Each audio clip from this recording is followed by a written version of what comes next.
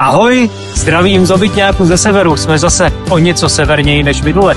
Jsme na sousedním souostroví Vesterály a jsme taky ve městě Andenes. Ve městě, odkud se vyjíždí na pozorování veleryb. Tady na Vesterálech se nám taky trošku změnilo počasí, najednou teplota spadla o 10 stupňů dolů.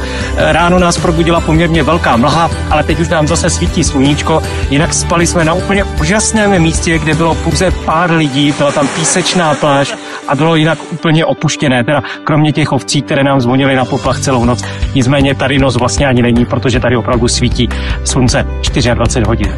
A kde jsme ještě byli? V rybářské vesničce Blake na Vesterálech. Tak tamhle ta hora je speciální.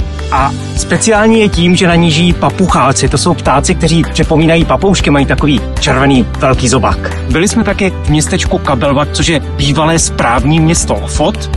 A tam doporučuji navštívit kostel, je celý ze dřeva. Jak už tady bývá zvykem, tak je tam dokonce i herna pro děti, takže když se třeba někdo oddává nebo se tam křtí, tak děti, aby nezlobili, tak si jdou hrát do herny. Dokonce je tam pověšená i plachetnice. Prostě trošku jiný kostel, než jaký známe u nás. Takže zdravíme ze severu.